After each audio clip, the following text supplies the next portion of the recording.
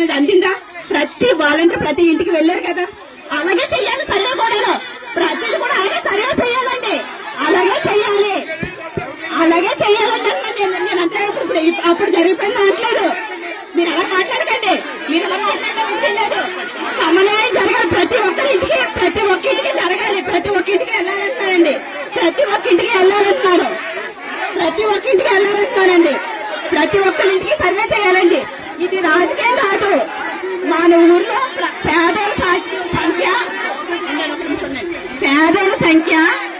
మన ఊర్లో పేదోళ్ళ సంఖ్య 176 మందేనండి.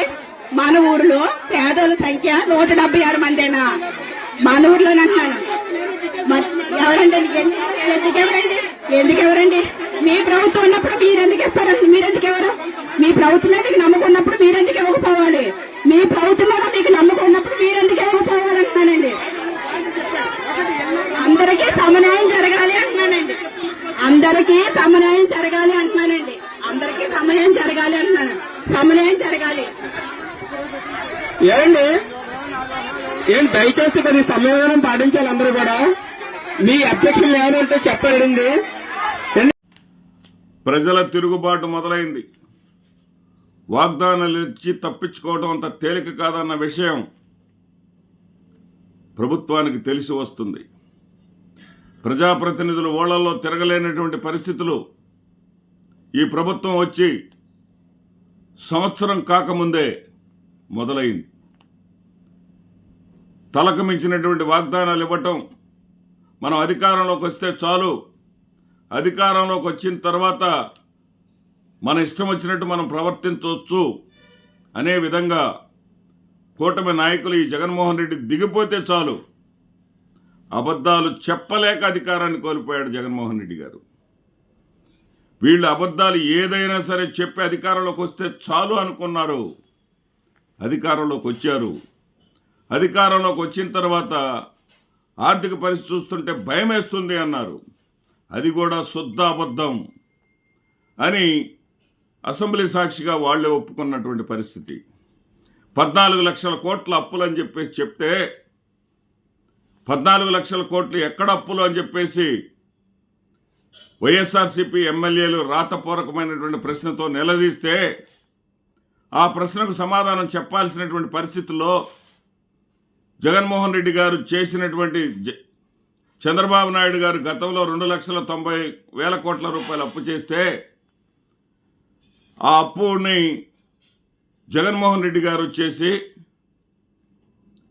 కార్పొరేట్ అప్పులతో కూడా కలుపుకొని 5,19,000కు చేర్చారు.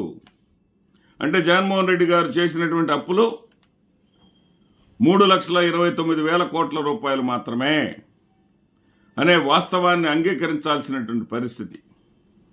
ఈ రోజున ప్రజలు నిలదీస్తూ ఉన్నారు. గత ప్రభుత్వం వాలంటీర్ల ద్వారా ఇంటింటికి వచ్చి పథకాలన్నీ అందిస్తే మీరు ఎందుకు అందివ్వట్లేదు? ఆ పద్ధతిలో మీరు ఎందుకు చేయడం లేదు? ఆ రోజు మాట ఇచ్చారు కదా, మీ మాట నమ్మి కదా మీకు ఓట్లేసింది మేము.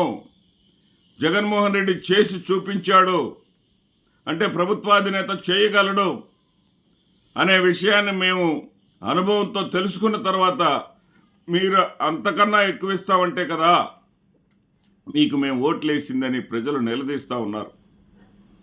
అరకొరగా పథకాలు ఇస్తున్నారు. దీపం పథకం కింద ఇంటింటికి గ్యాస్ అన్నారు. కనీసం 10 మందికి కూడా, గ్రామంలో 10 మందికి కూడా గ్యాస్ ఇవ్వట్లేదు. గ్రామాల్లో ఉండేది పేదల సంఖ్య ఇదేనా? ఎక్కడైతే గోదావరి జిల్లాల్లో తెలుగుదేశం పార్టీ, జనసేన పార్టీలు కలిసి వైఎస్ఆర్సీపీని క్లీన్ స్వీప్ చేసాయో, కనీసం కాలు మోపడానికి కూడా అవకాశం లేకుండా తుడిచిపెట్టాయో, అక్కడే తిరుగుబాటు మొదలైంది. అక్కడే చైతన్యం చెలరేగుతూ ఉంది. అక్కడే ప్రజాప్రతినిధులను నిలదీయటం అనేది ప్రారంభమైంది. ఏదైతే వాగ్దానాలు చేశారో, చేసిన వాగ్దానాలు తప్పించుకునేటటువంటి అవకాశం మీకు లేదు. మీరు చేసినటువంటి వాగ్దానాలను అమలు పరిస్తే నిలుస్తారు. లేకపోతే తరిమి కొడతామనే విధంగా ప్రజల్లో చైతన్యం కనిపిస్తూ ఉంది.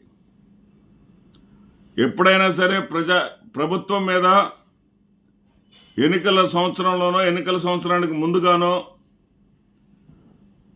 ప్రజల్లో అసంతృప్తి కనిపిస్తుంది. కానీ అధికారంలోకి వచ్చినటువంటి సంవత్సరం లోపుగానే ఈ స్థాయిలో అసంతృప్తి కనపడటం పరిస్థితి చూస్తూ ఉంటే ఎలా ఉందంటే, స్పీకర్ ఫార్మేట్లో ఎమ్మెల్యేలు కూడా మీరు రాజీనామా చేసి తప్పుకోండి పరిపాలన చేత కాకపోతే అని ప్రజలు నిలదీసేటటువంటి స్థాయికి చేరింది. కాబట్టి కూటమి నాయకులు జాగ్రత్త పడండి. మనం ఏం చెప్పినా నమ్ముతారు. మనం ఆడిందే ఆట పాడిందే పాట అంటే మీ తాట తీయటానికి ప్రజలు సిద్ధంగా ఉంటారన్న సంగతి గుర్తుపెట్టుకోండి. నమస్తే.